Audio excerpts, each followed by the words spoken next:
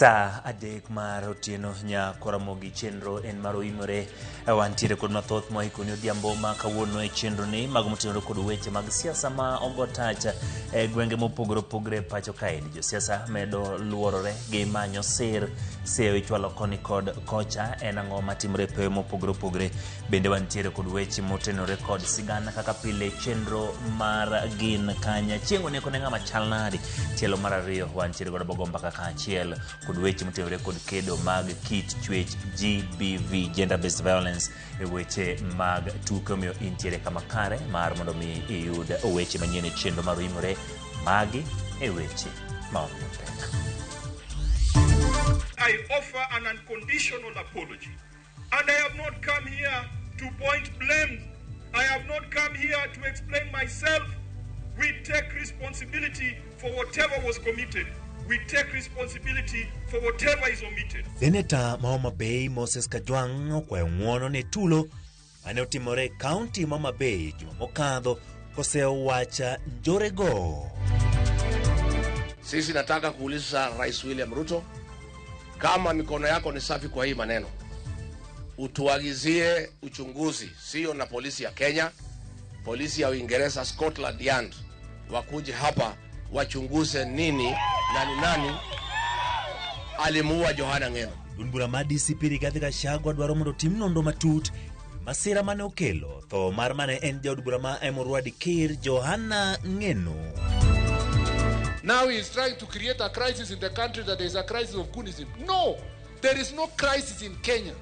The crisis that is in this country is the bankruptcy of ideas of politicians who are unable to campaign, and they go and sanya goons to fight themselves, and they want to make it a national crisis. There is no national crisis. Kenya is safe. Del migao mar arita kwe ma iye Kipchumba Murkomen wacho ni kweth mobalo kod piny owacho emosebedo kachano tulo e romo maggi.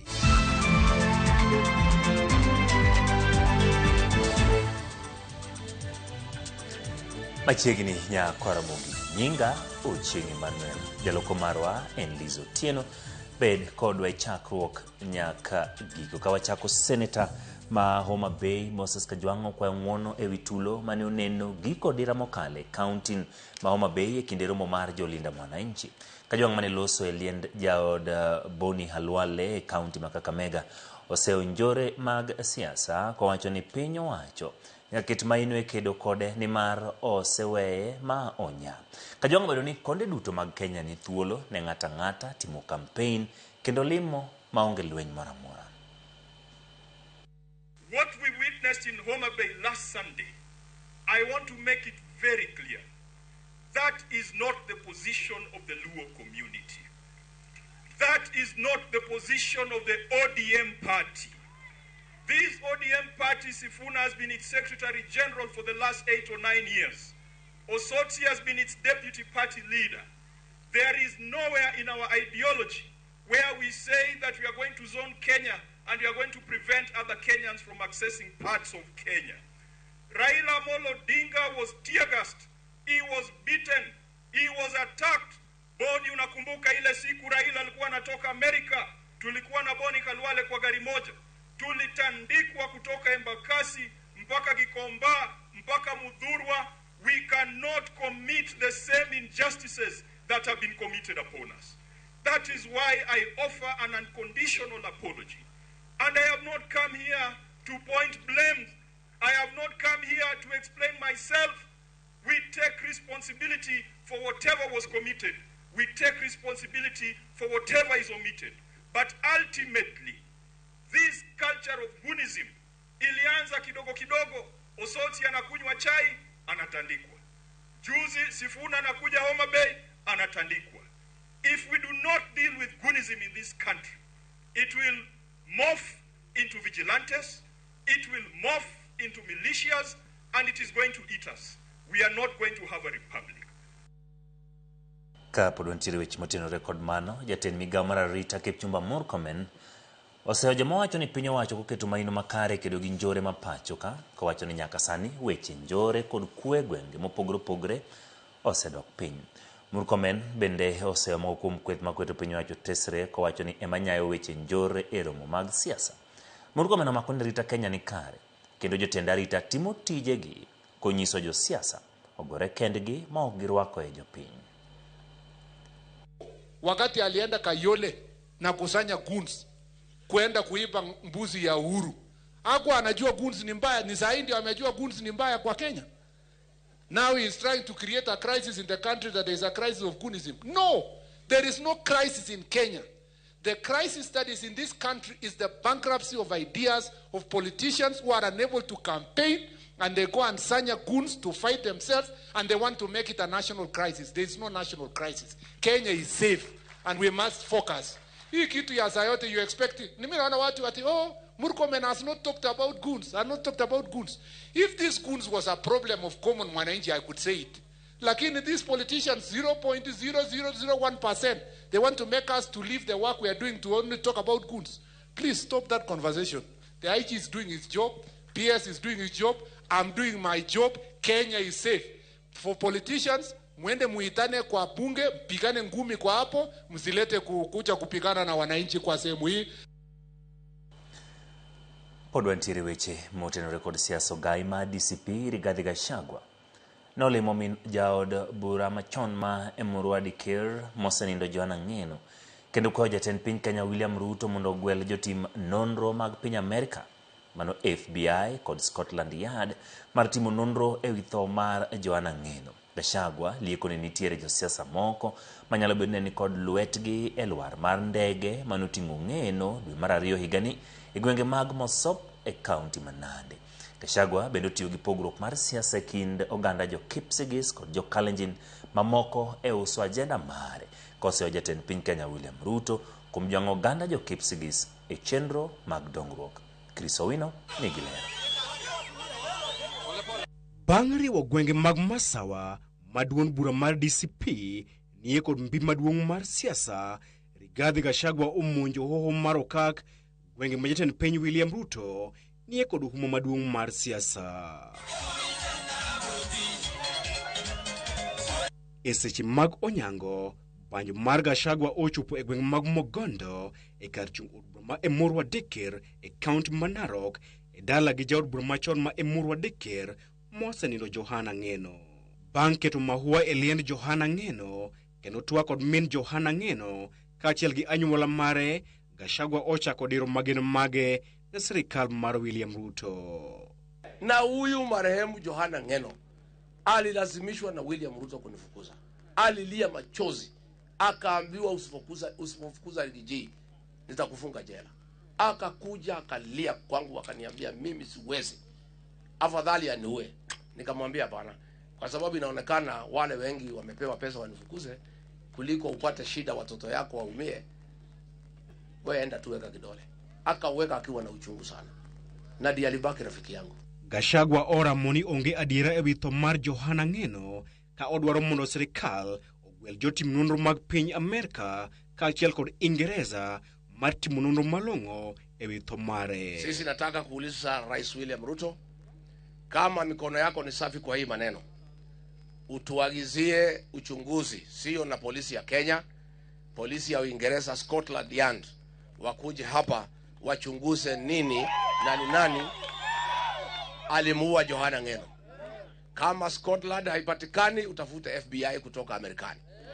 Lakini watu ya Emurua Dikir, familia ya Johana Ng'eno na mimi mwenyewe na Wakenya, hatuwezi amini Murkomen, hatuwezi trust National Police Service ya kwamba anaweza fanya uchunguzi ijulikane ni nini ilimkula Johana Ng'eno.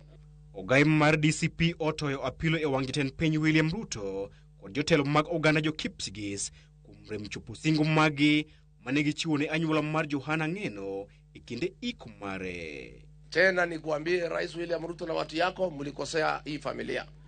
Mlikuja hapa mkaahidi mambo mingi, hamuzayasa rudi hapa. Saa ile mmesikia Rigiji amefika ndio mnakimbia hapa. Sasa vile nitaondoka mtawachana na hiyo familia. Lakini naambia mama na familia msikuwe na wasiwasi. Rigiji yako tuko na marafiki. Huyo ndugu, huyo mtoto wa mama ako hospitali Eldoret. Mimi na marafiki zangu tutashughulikia, tulipe hiyo bill aweze kuja nyumbani. Kaburi ya Johana Ng'eno pahali amezikwa, watamjengea nyumba nzuri hapo ya kivuli, ndio marehemu asinyeshewe, na asiangaishwe na jua. Kakayo mar medo mach mar siasa kind oganda jo Kipsigis kod oganda jo Kalenjin mamoko, Gachagua ose William Ruto kuom jwang'o gwenge mag oganda jo Kipsigis e chenro mag dongruok. Hii jamii ya Kipsigis imetengwa sana kwa maendeleo. Nimetembea hapa, hakuna maendeleo. Nimekuta stima hakuna, maji, barabara. Sisi hatuna shida na jamii ya Wakalenjin na Wakipsigis. Shida yetu ni mtu mmoja, kwa sababu hao Wakipsigis pia wanasema SHA ifanye kazi, ama inafanya. Chris Owino, Ramogi TV. Ka podwantiere weche mag siasa en ni jotelo mawuok Kimbo ma piny Kenya osingo mar riwo lwedo kendo siro Senator ma Nairobi Edwin Sifuna e wuodhe mar manyo kom tend piny higa manyien.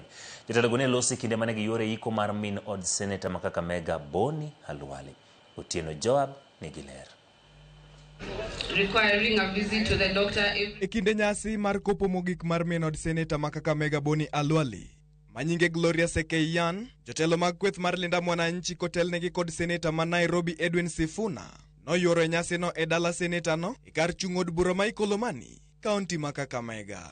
Jotelo go singo kanyakla mar siro Sifuna lwedo e ng'wech mare mar laro kom tend piny, ka gikwayo jotelo mawuok Imbo mar Kenya mondo sir jatelo no ni mar ng'wech mare oken mayom kaka wachore. Sema Sifuna ni moto ya karatasi, itazimika.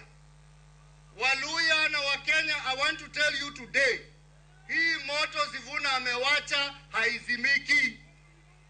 Haizimiki. Seyo bende omed chwal ne jatend piny William Ruto, kagi wacho ni dwaro margi kaka Linda Mwananchi en neno ni katiba mapacho ka okete tim, kagi wacho ni Ruto oseluoro piem mar ng'wech mar tend piny ni mar osebedo kowuondo oganda. Mimi nataka wajue manifesto yetu kama Linda Mwananchi ni katiba ya nchi ya Kenya, na kazi yetu ni kuhakikisha kwamba katiba hiyo inatekelezwa vilivyo.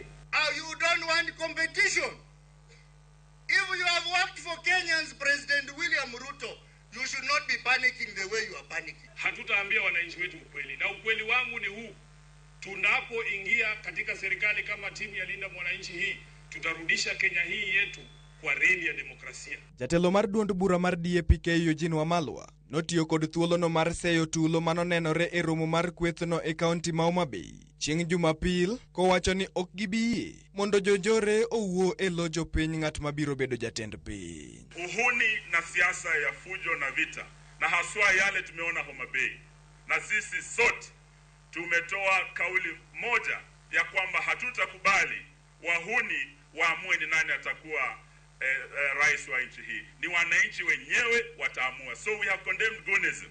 Lakini vile vile wenzetu ambao walihusika, we are saying the buck stops not with Gladys Wanga governor, not with Dr. Oburu, not with the people of Nyanza. The buck stops with the President of the Republic of Kenya.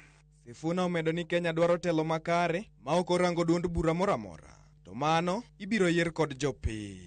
Kagi kwayo jotelo mag Imbo mar Kenya mondo kik kel chochni e telo mapogo oganda kaiye.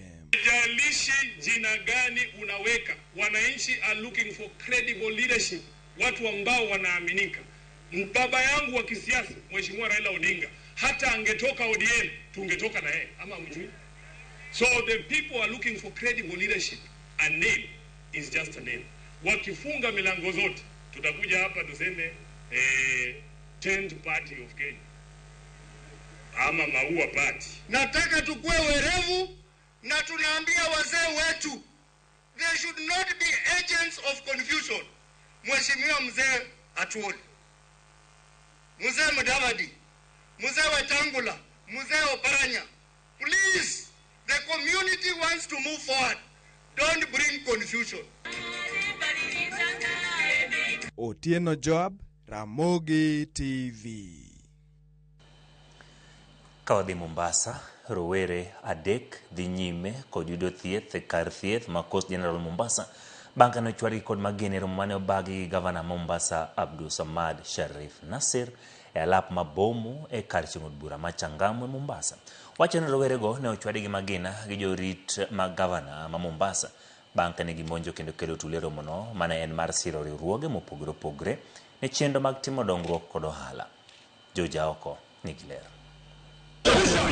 Magi gin moko kuom rowere mane ochwadi gi magina e romo mane obagi gi gavana ma Mombasa Abdulswamad Sharif Nassir e alap mabomu e Changamwe Mombasa. Kaluwore gi joneno, rowere adekgo ne ochwadi gi magina gi jorit gavana ma Mombasa e seche mane gitemo chopo ir gavana mondo mi gilos kode. Vijana kwa tukuongea na mheshimiwa gavana, walipokuwa wanamfikia wale mabodyguard wakawa wanawasukuma na walikuwa wametulia vizuri. Hata kuna huyu mwenzangu hapa, huyu ilikuwa kabisa yuko mbele.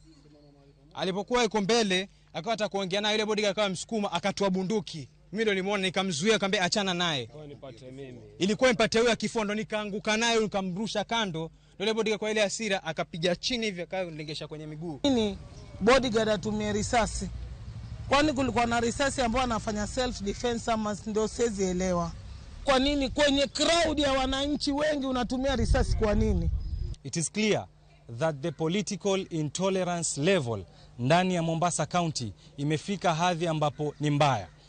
Now we are calling upon the Inspector General of Police to keep a close watch on what is trending, what is happening in Mombasa. Gikoni tulone umuoch bang' rowere ochako goyo koko, gino manochwanyo joritgo manochwado tiende gi kod magina, kuma rawera achiel ne ochwad magina adek e tiende, achiel ne ochwadi e lwete kama achiel to ne ochwadi e goke. They chanted one-term governor, and as the governor wanted to address them, they became violent, and that is where the fracas started. Tumekaa na Governor Joe for 10 years. Governor pia alikuwa akija anatukanwa na mwishowe anashika anaenda zake na hakuna mtu anapigwa na hakuna mtu ana risasi and nothing happens and life goes on. Kwa nini mpaka atumie live bullet? Kwa nini? Mimi nilikuwa na makosa gani kutetea mwenzangu uhai wake ndio mtu anilengeshe bunduki? What's that? Komanda marobila Mombasa ne oyango monj makamano kendo koni gidhi nyime kod timo nonro kaka machielo bende ochiwo siem ne obila makidek tiyo marach kod gige lweny mochiwnegi. Most of them are police officers. They should follow the law and ensure that they do the right thing. During the fracas, 3 people were shot, and we have established that 3 motor vehicles were also damaged,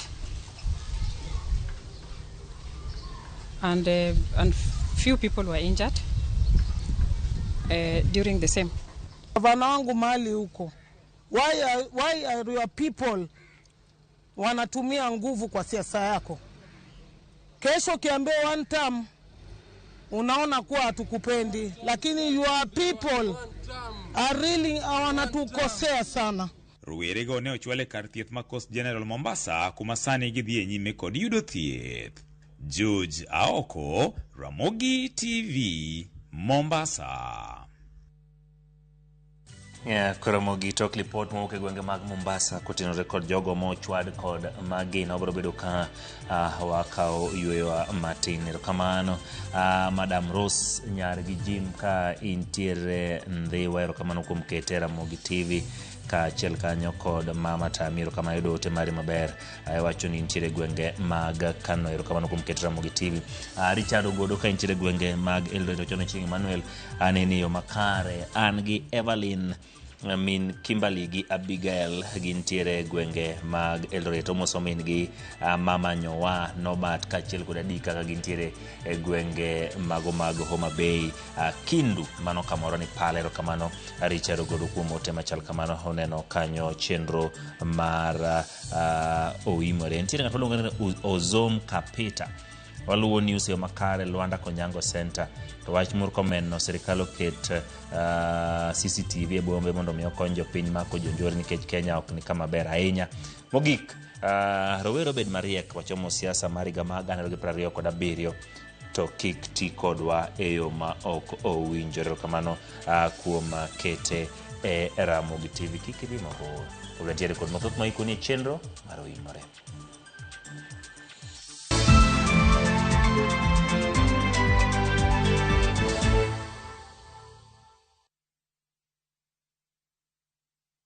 A delicate scent, a mild fragrance, that's Downy Pure Bliss.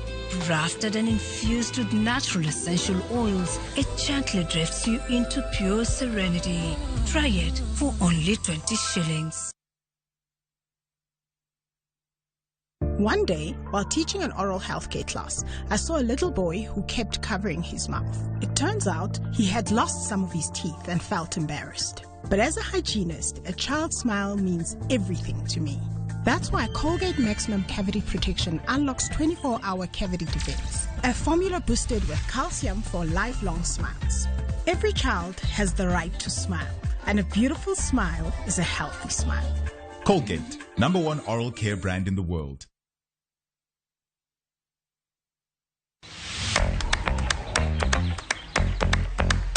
I'm so excited. Leo tuna celebrate Amani.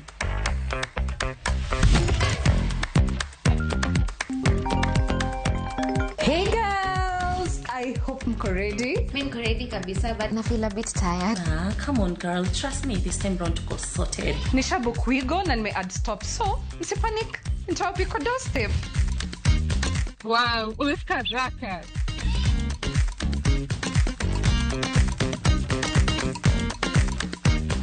Cheers! Dere, thank you so much. Welcome. Have a good day. When it matters, we go. Download the WeGo right app now on App Store or Play Store.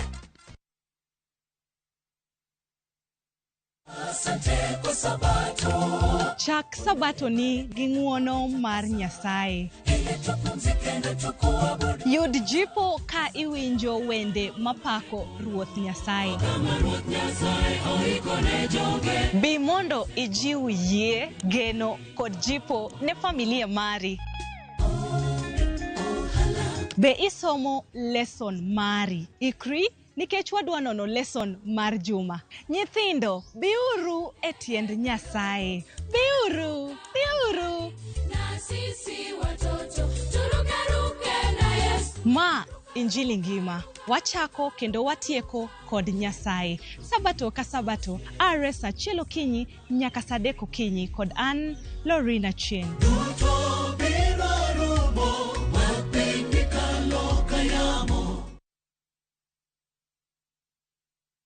Malaysia has probably been on your bucket list for a while, and it's easy to see why. It's a kind of destination where city life, culture, adventure, and views all come together. From the skyline of Kuala Lumpur at night, to cable car rides above the clouds in Genting Highlands, to exploring the famous Batu Caves and vibrant city streets. It's many experiences in one.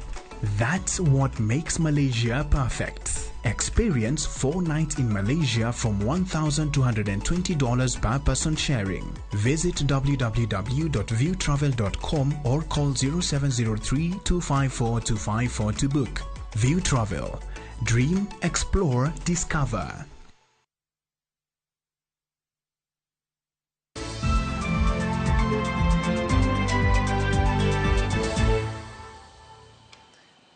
Machiegni kendo nyakwara mogi wadonje kidienje mag sigana gin kanye man kaka juma ka juma okelo ni chendo mar gin kanye kawuono wamanyo ni jakedo kendo thon luwa chieng' oneko e tielo mar ariyo wamanyo ni twech mar oneko e jela kod twech ma na oketne mochuno e dalane. Walter Nyambaga nigi mathoth.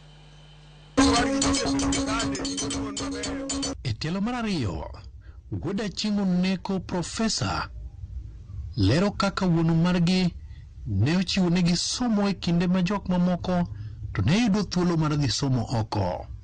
Nyimine na gi owetena odhi skul maber. Yes. Mana pani mano dongruok mokwongo nikech mane kamiae e kidhi oko. Sana sana ndalo mane wach ni koro igine mani tero ji oko kapok oyudo huru. Ne nitie jok mane tero ji oko Russia, jok moko tero jok mboya tero ji gine USA, America, koro kar kanyo nitie jok ma no yudo migawo maber mod gino training yudo maber magiduogo ka gikonyo piny. Gichamo nyadhi kidongruok ma chieng' oneko ne okelo e kar chung'od bura mar Arieda. Constituency mar Arieda maduong' unyalo neno chon ne waonge gi nderni ma wan kod kae uyoma ing'e ni en piny en mwalo koni koro nderni ma gine wach ni Kisumu kadonjo koni mago ne onge gimoro kaka gine sitima bende ne onge sani wanyalo wacho ni wan gi dispensary mano babo mzee nokelo mar ariyo imbak nochakre gi gine gi kata school makar ka nikech ragengni an adhi ragengni school ragengni bor ka kar kae ni ragengni wach ni kata maila ng'wen ka kar kae koro nyithindo ne waneno kaka nyithindo di school ragengni tek bor koro kar gine wan gi gine gi primary school karka ma en no chako kata mano hospital makoro wan go mulo dispensary to kata mana sitima makoro waneno kan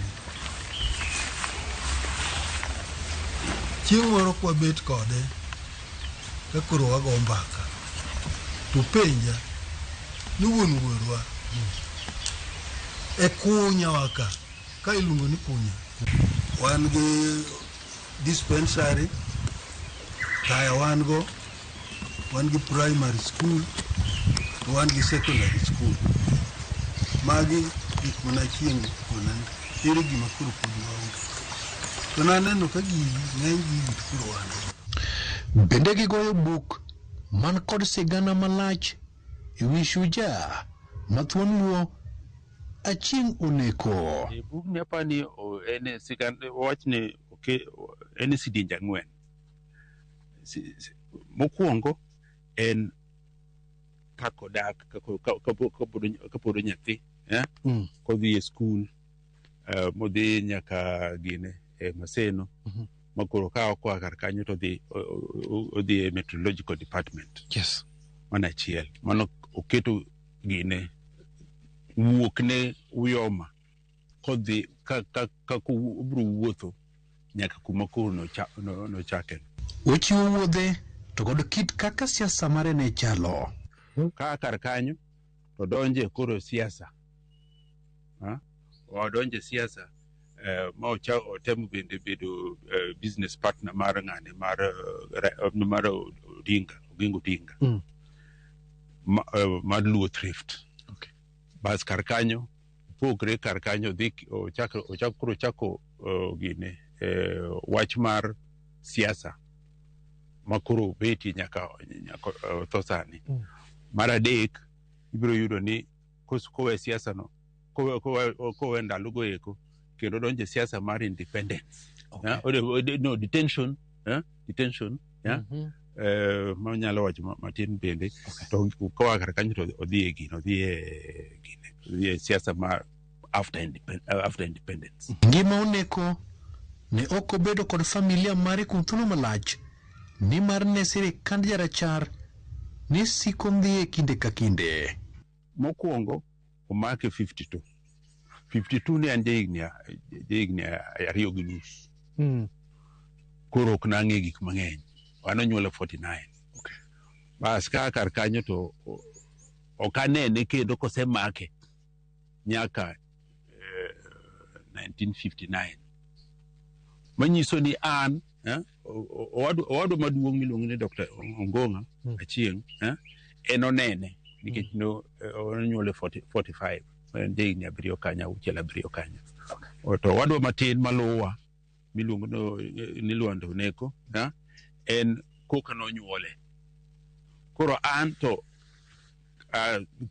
52 nyaka 59 an ok nang'e no chal nade ne nitie gino moro achiel kende picha moro achiel kende mane gigo gi Oluoch Okelo ma nang'iyo ga iwachona ni mane wuoru pok na nene bas koro an anene e detention camp Marsabit kwa dhi lime mwabet kar kanyo higni ariyo ka wan e detention camp kwa bedo Marsabit kar kanyo Marsabit detention camp ne nitie kuche lilo wane joluo kende manentie. Ng'eyo ne watindo. Komake 52, tano nyuola 45, manan jegi nedi. 7 years. Pula peyano ana penjo mama na ni kaneno kimako baba na gi wasungu moko. To babu kwelo. To mama na walk. Konio kokwelo. Mano bange kosemake. Kuru wadonke to mama. Babo bekanye. Yes. Nyan no ka gino wasungu moko biro ka ire ka iri. Ukwelo. Kechwa ngeni jomo mako gini jomo kwelo. To mama neno oyo en watch ping emomi o mak babe. Kuro na bedo politically conscious. Chakreti na at the age of 70. I was age of 7. To joma ne gino lit ne gi ahinya. Ne en mama na to gi Jaramogi Oginga Odinga. Nikech ne giseng'ere. Nikech Jaramogi Oginga Odinga ne en japuonj baba na Maseno. Mano ong'e ni Achieng' Oneko en nyathi maber, en ja sport, otelo ni dormitory makama, koro nigi ng'ere gi kanyo. Maka Jaramogi nowinjo na Achieng' omaki, ne lit ne kabisa. Ketho mane manitude godo, otimo ang'o? Ne wacho ni gin joma, this 6, the Kapenguria 6, gin joma nokaw oath. Remo, nokaw oath. Ne gin nyaka giton, nyaka gigol jo Ingresa e Kenya. Ingresa nyaka dhi. Ingresa nyaka dhi. Bas mae, koro nineno, kore ka gin jok ma relatively educated, joma enlightened. To mano bendo yudo ka Achieng' Oneko gi Mbiu Koinange. Ne gisedhi nyaka London, magi present a petition to League of Nations. League of Nations, United Nations dalogo ni iluongo ni League of Nations. Koro gineno ni Kenyatta to bende jaduong' magine to kijana ni ma nigi weche mang'eny. Koro nyaka otim ang'o? Wagoye opingo. Ema nineno ketho. Piny ne chalo nade? Piny utuk? Nikech gima notuk jo-Ingresa ahinya ne en Mau fighters. Nikech gin e bungu. Gin e bungu. Omiyo jo-Kikuyu mang'eny kabisa ne imako, not ne gin jo Mau, so long as in ja-Kikuyu timaki we ni nyaka ibed ni in ja Mau. To koro ji auchiel gi eki. Gito koro imagi ne ring leaders. Kose makgi to ging'e nang'ono, joma gore e lweny manie i bungu kande bro dok chien, tok notimre kamano. Kapsabet ne a sort of restriction. Ok no yiene mondo odhi e town as such. Kata kodhi e town, to nitie ji maluwe. Okay. Yeah. Kanyo to bas kuro wabiro dala kar kae. Kar ka bobetie for dweche moko. Koko yiene mondo owuogi e dala kar kae. Omiyo ni koro jogo mako Kenyatta, jogo mako Achieng' Oneko ma en Secretary General man Kenya African Union. The only political parties ma jarateng' nitie. Nikech ne onge political parties moko. Okay. Ne en makaw kende. To okil mar baba ni minyalo paro ne ng'a? Negi ok ne ng'at achiel. Ne nitie Muhindi moro, Kapila, ne nitie DN Prit, to ne nitie ja Nigeria moro bende nobiro ka. Ne gin okil manyalo bedo kata bich kanyo.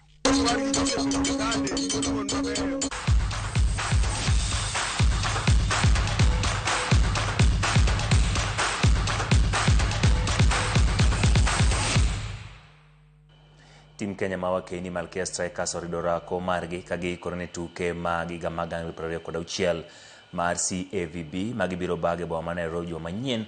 Timno ma kocha margi Geoffrey Omondi osebedo ka bagora komotedro ne pap ma Kasarani Indoor Arena gi keto mabith lony margi ne piemgo. Malkia Strikers magin joloch mokadhe tukego biro manyo loch mar 11 e piemgo ma timbe 16 mabiro chako tarik 26 dweni nyaka tarik 5 dwe mar 9 e pap ma Kasarani Indoor Arena kod Ulinzi Sports Complex.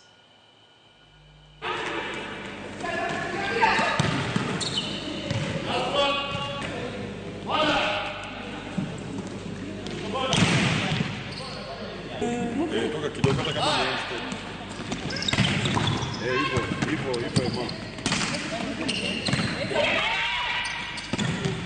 Na utoke ganga lema.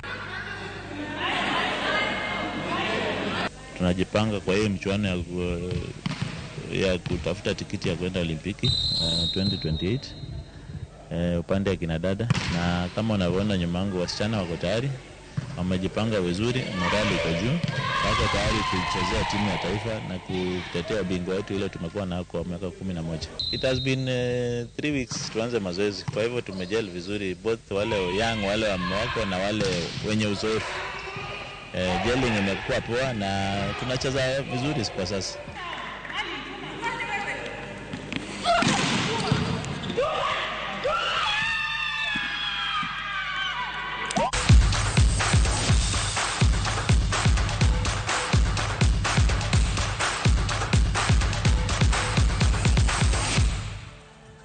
Ekoromogi wadhi eyweyo matin ka waduogo dano watwagi weche moteno rekod kedo mag kit chwech e weche mag tuke pacho kaendi. Bende jotugo oserit ratichgi, to gin kuonde mage miroche ratich jotugo kama oting'o nyithindo manyiri kod nyithindo machuo, to kod ere kaka wanyalo geng'o gik machal kamagi, to bende piny Kenya goye kan e rito ratiro mag jogo. Kik idhi mabor, waduogo tok yweyo matin ka ogomba ka gi Eunice Dala, director mar Smart Ladies Youth Initiative.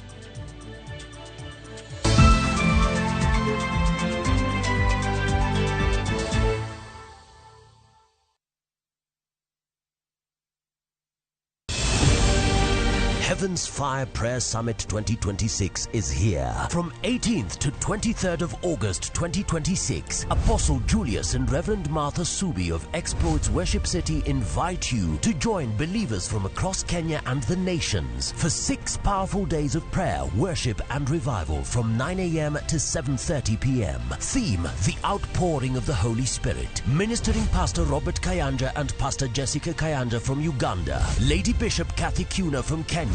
Archbishop Dr. Harrison K. Nganga from Kenya, Pastor T. Mwangi, Dr. Francis Miles from the USA, and Prophet Thomas Tijo. Worship ministers Sunmisola Agbebi from Nigeria, Steve Tebb from the United Kingdom, and Kestin Bogo from Kenya. Mark your calendar from 18th to the 23rd of August. Exploits Worship City, Nairobi. See you there.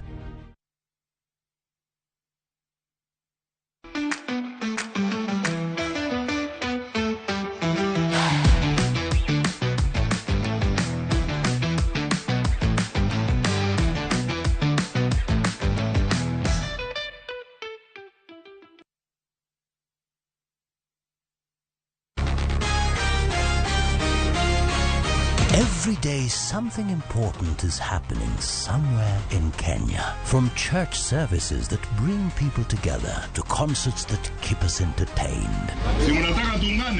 From leaders addressing the nation to political rallies across the country. Ni maendeleo ndio itabadilisha maisha yenu. Fika kwa Pope akuombee upunguze uongo. Tunaingia settles na matendo. Be there wherever the story unfolds. Wewe nani? Hii utaionea Viusasa. That is not negotiable. Download Viusasa today and start watching for free.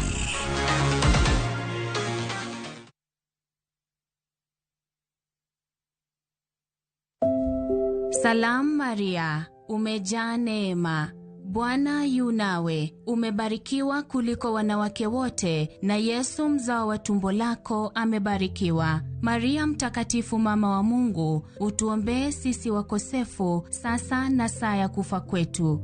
Amina. Dial *811 *575# to get Salam Maria as your skiza tune.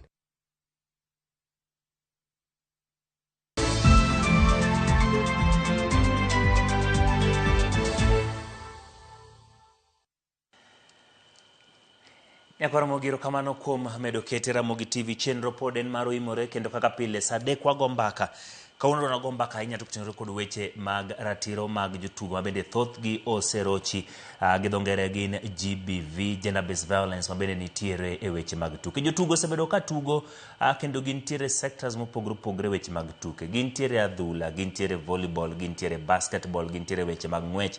Kendo e kinde ma magi timore nitiere orako mitimo e kambi mabende ji donjoe. Kendo kuonde gi oseyangore nitiere ratiro mag jotugo mosebed ka irocho. Bed nyithindo machuo, obed nyithindo manyiri. Kendo mae ndio miyo kauno wago mbaka kod director mar Smart Ladies Youth Initiative mano Eunice Dollar obedo wago kod mbaka intiere e studio magwa ma Kisumu mondo mi wago mbaka weche machal kamagi. Erokamano Eunice kuom yudo thuolo mar mondo mi iriwri kodwa e chenro mar Oimore machiegni. Inyalo moso nyithinyi kwara moga jwang'ae tinyiswa ni to bende piny Kenya osego okang' e kedo gi weche mag iwacho ni GBV kata weche mag kedo mag kit chwech. To ibiro nyiso ni to kichako ni to gin kit chwech mage ma ithoro roch ratichgi.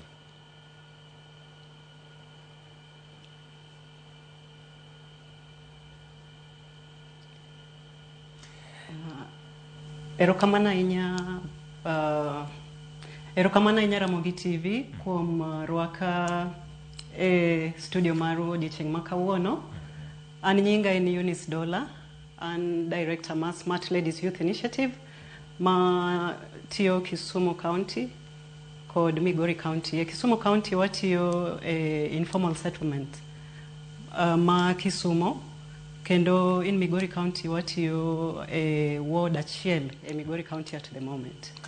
Koro gima Smart Ladies Youth Initiative timo maduong' en tiego nyithindo manyiri mantiere e tuke kod maonge tuke ngimagi mar afya margi, iluongo ni sexual reproductive health, and wa make sure ni kata ka gitugo to ngimagi mar afya ber. To at the same time bende nyocha wachako advocacy mar make sure ni ji ochako lose weche mag kedo mag kit chwech, gender based violence, ma osebet koling' ahinya sana sana e yore mag tuke mopogre opogre. Eunice, nitiere watimo more of sensitization. Eunice, nitiere weche motenore kod gik machal kamagi, kendo thothne waneno ka ji ok osebedo gi thuolo mar wuok oko mondo mi gilosi. Gin ang'o gini ma timore kuonde ma nyithindo seche moko ikore ka gitugo tuke, to gin yore mage mamoko mirocho godo ratichgi, to bende gin thuolo mar yango gigi maonge kama gikete luoro. Bende waseyawo thuolo moromo mondo mi gilosi, mondo mi giwach gigo matimore kuonde ma gitime orako ka gitimo training, to kata kinde ma bende gitugo tuke mopogore opogore. Erokamano ahinya kendo iyudo ni in many sports, sports mang'eny e pinywa ka, nitie volleyball, nitie football, nitie rugby, nitiere tuke te mantiere, nitie athletics. To iyudo ni ng'eny clubs mantiere e gweng' kata e counties, clubs mobedo formed e counties, jok moform gi gin joma chuo. Kendo leadership margi gin joma chuo, ng'enygi gin joma chuo. To kidhi yudo ng'ama dhako e clubs gi, to maybe okete kaka assistant ama okete kaka jalwedo. Koro iyudo ni nyithindo mabiro tugo ka gintiere e lwet joma chuo gi.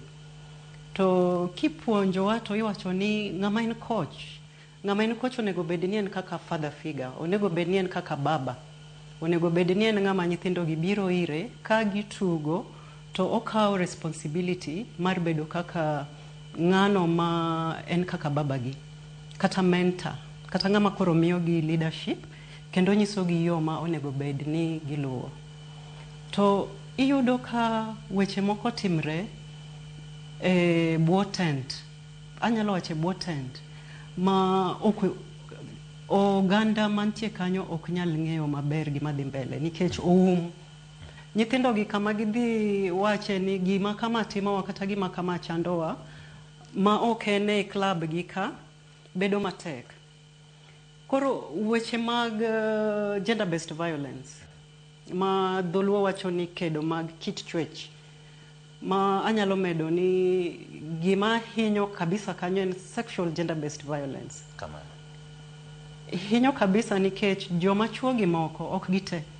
Joma chuo gi moko kawo advantage nikech ng'enygi e motelo ne clubs gi. Ng'enygi ema nigi duol. To ng'enygi ema iyudo ka nyithindo gi ok nyal biro fulo negi ni gima kama tima kaka nyathi manyako. Nyathi manyako wang'e maber ni en safe hands ka nitie ng'ama dhako. To kapo ni gin chuo lilo, to nitie weche moko ma nyithindo gi ok nyal wacho. But iyudo ni most of the time ng'enyne nyithindo gi kalo e lwet joma inyogi, jok mamulogi kata jok mayanyogi kata jok matimo negi tabia moko ma bedo negi matek ni ginyalo dhi fulo kanyo. Kamano Eunice, to bendi paro ni koro mago gin weche Eunice, kiwinja bendi paro ni riwruoge matayo weche mag tuke mopogore opogore. Wan gi riwruoge matayo weche mag adhula, matayo weche mag hockey, tayo weche mag volleyball, tayo weche mag rugby kata mag nyiri joma chuo. Bendi giseketo chike makare ma nyalo rito ratiro mag jotugo, bed nyathi manyako kata nyithindo mawuoyi. Wasego okang' mar keto chike makare ma bende ritogi, to bende manyalo keto kum mowinjore ne ng'at manyalo bendo rocho ratiro kata kelo gik machal kamagi e weche mag tuke. Ministry of Sports in 2024 under leadership mar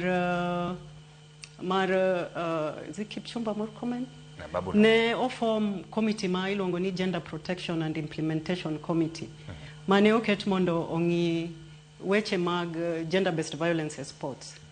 To committee ne obedo formed mondo o make sure ni weche mathago nyithindo manyiri ka odok yo korka sexual gender based violence bedo handled kod that special committee. To nyaka kawuono mago pok otimre. Nyocha wayudo a new CS Mvurwa, but en bende nokone this committee ni they should implement gender protection and implementation issues mag sports. Iyudo ni wan gi federations, anyalo wuoyo federations ma Kisumu ka kod Migori nikech kaka Smart Ladies Youth Initiative waseromo kodgi kendo wasetemo tiego gi ka odok yo korka weche mag kedo mag kit chwech to sana issues mag sexual gender based violence. Iyudo ni ng'eny federation officials they don't even ok ging'eyo ni sexual gender based violence ni enang'o. Koro mano already nyisowa ni kata kaponi Ministry of Sports noketo chike ma onego bed ni luwo, chike gi pok otiego godo federation officials ma onego bed ni tiego godo coaches kata officials mag teams. Koro yudo ni nitiere gap moro kanyo matin ma onge chik moro mochiko to kata ka nitie to chike gi nitie mane kalatas ok gibed implemented. Kamano Eunice, wantiere gi weche motenore kod kaponi wasegoyo okang' nikech chik koketi to nitiere okang' mondo bed ni koro wagoyo mondo one ni chike go chako tiyo. Bende wasegoyo okang' to kapok wagoyo okang' gin ang'o gini monego koro watim mondo mi warit ratiro mag jotugo, bed nyithindo manyiri kata nyithindo machuo, nikech kata mana e kambi mopogore opogore ni seche moko ji odhi odak e kambi idwa tim yiero mar jotugo, list mar jotugo madhi tugo, tiyudo ka en weche mag seche moko idwa ni gibed ndhogruok mag del, moko ibuogo, moko imiya yany, moko isiemo, kendo ma ketho paro mar jotugo. Bende wasego okang' chakre chiegni bedi mar duoko gi piny koso pod wan mana kacha? Aga Khan University notimo nonro last year 2025 to kane gitimo nonro to ne giyudo ni atamalo 69 mag nyithindo manyiri mantiere e tuke mopogore opogore osekalo e lwet joma hinyogi, jok ma influence gi sexually, gisekalo e lwet fans ma seche moko yanyogi, seche moko bende mulogi e yo ma ok ochiko yo. To atamalo 69 ni malo kabisa. Nyiso ni out of jotugo 100, 69 ose experience sexual gender based violence. To maindi namba maduong' nikech in 2024 ne en at 43%, ne en 43. To between that time nyaka 2025 odhi malo nyaka 69. Nyiso ni 2024 ne nyithindo manyiri 43 out of 100 emano se experience issues mag sexual gender based violence. But sani odhi malo mapa ni kanga to timo nonro kawuono to nyalo yudo ka kendo dhi malo kendo. Anyalo wacho ni sexual gender based violence or gender based violence kendo mag kit chwech tuke en wach ma opondo ahinya, en kaka dhola mopondo to ma ji bende ok dwa lose, nikech ka ng'ato chako lose to ichalo ng'ama wasigu kendo onge ng'ama dwaro winji. To mana nikech leadership mag sports federations gi clubs ng'eny gi gin joma chuo, to joma chuo gi miyudo ni moko ema gin perpetrators, moko ema timo kamano. Koro mondo chik machako kwedo kit timbe bilagi bedo mayom yom. Nyithindo manyiri mang'eny osebet ka ywak. Migao mar Smart Ladies Youth Initiative notimo nonro moro last year December. To nyithindo manyiri ne owacho ni coaches magi trust ema nindo kodgi. Coaches magi trust gi ema moko osemiyo gi ich bogolo negi. Coaches magi trust gi ema kendo ok ginyal dhir gi mondo giful, kata kapo ni official moro ema timo negi kamano to bedo negi matek mondo gidhi mondo giful negi, nikech gin joma chuo to giluor nikech gin part and parcel mar office no endo. To moro kendo mana dwa mulo matin en ni iyudo ni sani sports mar nyithindo manyiri chudo, kendo nyithindo manyiri yudo opportunities madhi kata tugo oko, kendo giyudo pesa moro kata kapod gin e school. To sani bende nitie schools ma miyo gi scholarship, to miyo gi scholarship kokalo kuom coaches mani kod gigi. Tiyudo ni coach ko oseneno talent mar nyathi manyako, to nyathi manyako ni onyalo kawo ba odag godo nikech en ema konye yudo scholarship mar somo. Koro parents o trust coaches gi, to kose trust gi to nyithindo gi gima gikale lich ahinya, nikech kanwa timo nonro last year nyathi achiel nokonwa ni gimosekalo e lwet ng'ama nomiye scholarship mondo dhi osom okonya kata dhi fulo ne janyuol ne, nikech janyuol ne neno ni o benefit, kendo coach ni endi kata official ni ogologi kama netek ahinya bodoko gi e school. Kamano Eunice, to onge ng'ama ng'iyo ni to jogi gin joma qualified. Kamano Eunice, ere kaka wanyalo konyo? Gin joma nyari to nyithindo manyiri gi koso gin mana joma use gi. Kamano, ere kaka wanyalo konyo nyithindo machal kamagi, nikech ma en ng'at mohero tugo, ng'at mane gi talanta. To seche moko gik ma kamagi kosetimorene to nyalo weyo makoro kodhi nyime kod weche mag tugo kata lek mane en godo kata talent mane godo odhi obet, nikech gik ma osetimorene e seche ma bende seche moko ene kambi, seche moko tugo kata seche moko orado kod joera mag tuke mopogore pogore. En ang'o gini ma wanyalo timo nyithindo machal kamagi mondo mi wakan talanta ma gin goni kata mondo mi wajiwgi, nikech lipode mathoth kaka ne wacho kan wang'iyo en ni thothgi ka kwan duong' 69 gin moseyudo gima chal kama. Ere kaka inyalo los kodgi, kata inyalo konygi mondo mi kik gibed e talanta ni kata gium, nikech seche moko nyathi manyako kata nyathi ma wuoyi nitiere gi talanta to wacho ni ka ng'adhi idhi timna kama koro beti. Ere kaka wanyalo konyogi? Apani gima osebedo ka onge maduong' ahinya en sensitization. Iyudo ni nyithindo gi sensitization en puonj. Iyudo ni nyithindo gi kia kata ni gimitimo negi ni rach. And at the same time akoni ni kata federation officials moko okong'eyo ni sexual gender based violence en ang'o.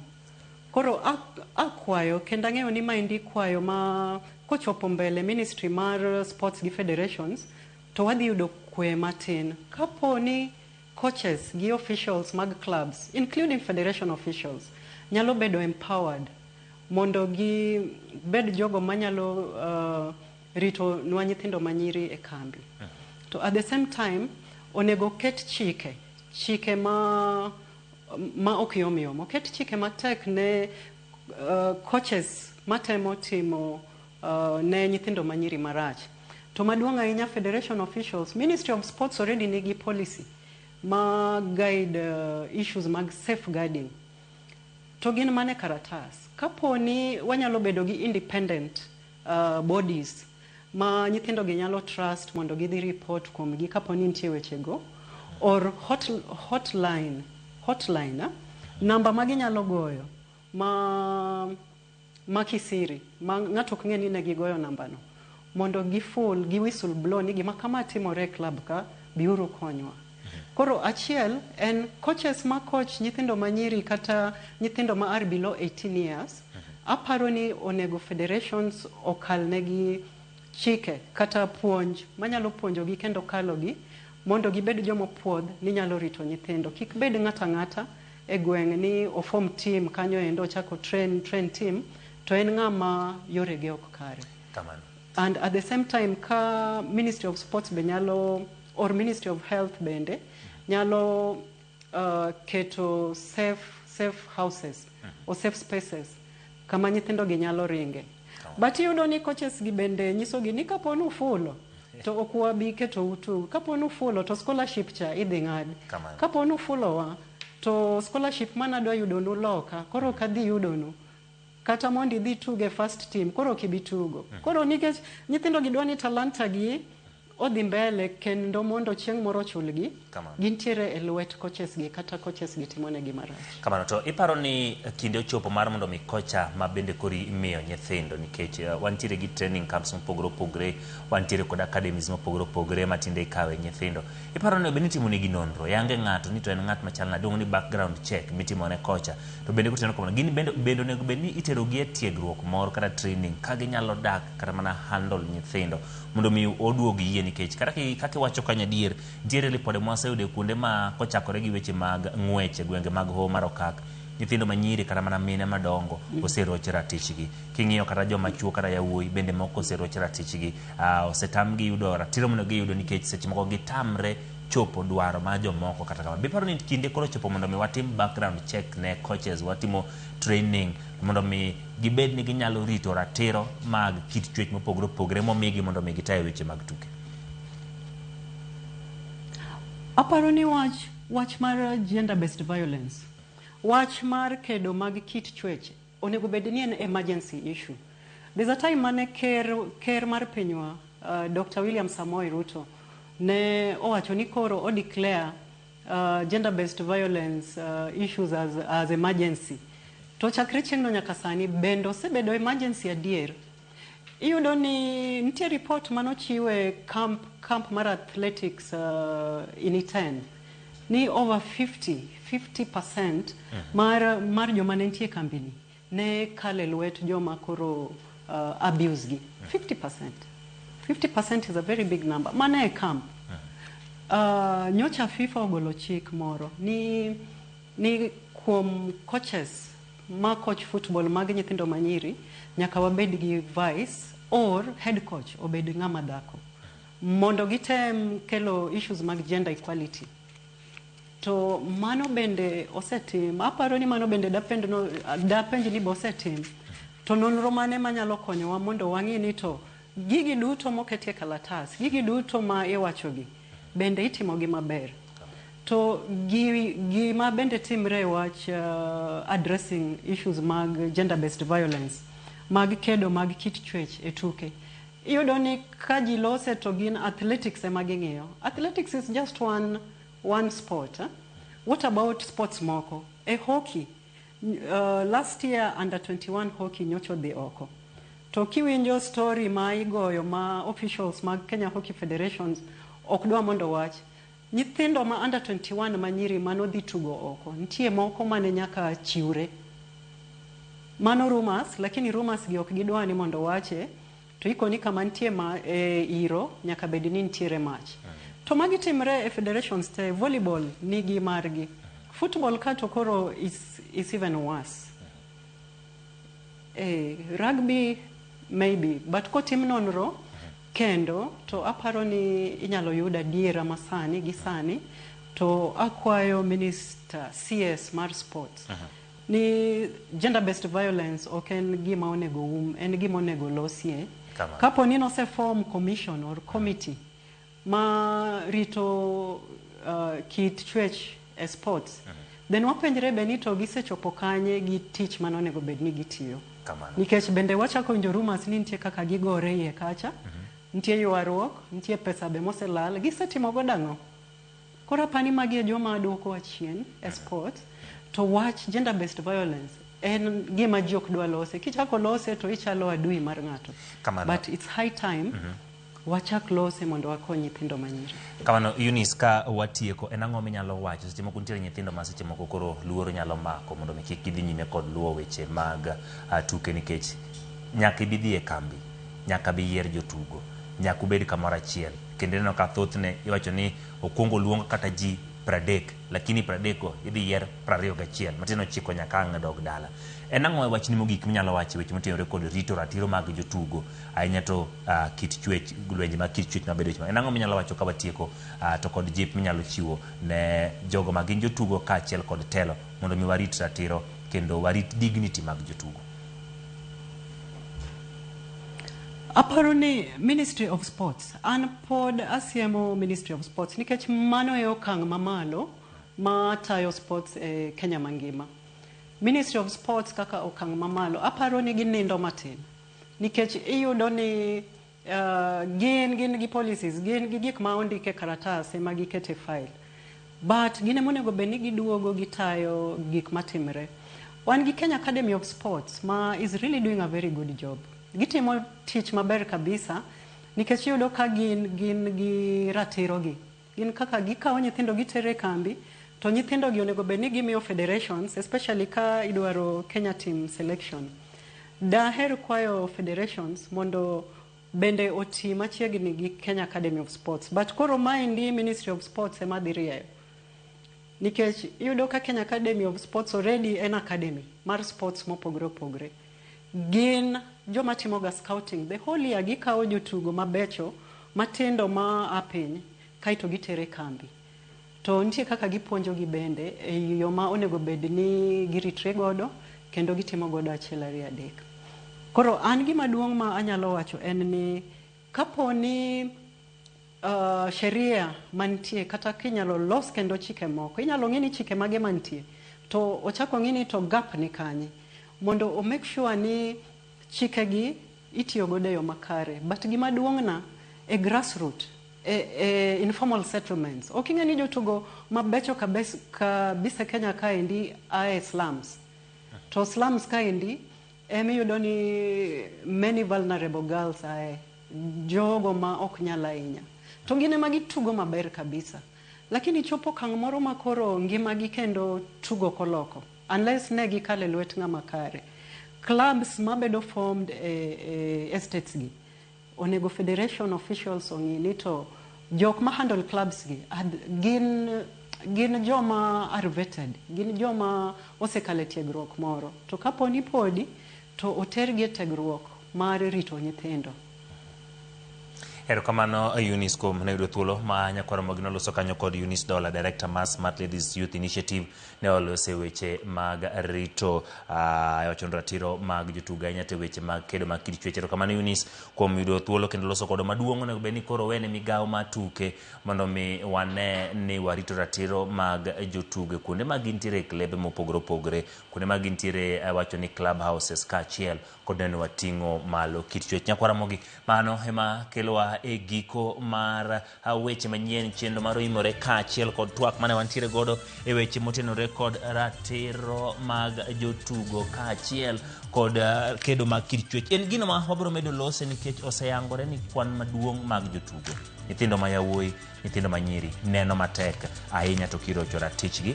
Wabiro medo lose mane weche manyien kaachiel kod weche mag tuke mane mokelo e giko. Nyinga Ochieng' Emmanuel, ubed gi otieno mokwe.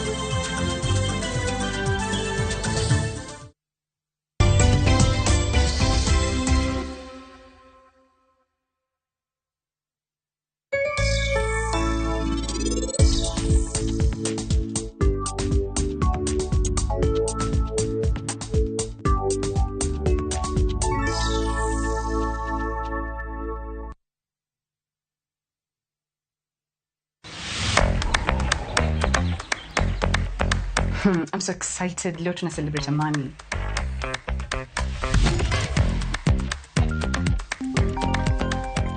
Hey girls, I hope mko ready. Mimi niko ready kabisa, but I feel a bit tired. Come on girl, trust me, this time round tuko sorted. Nishabook Wigo na nime add stop, so msipanic. Nitawapika doorstep. Wow, umefika haraka.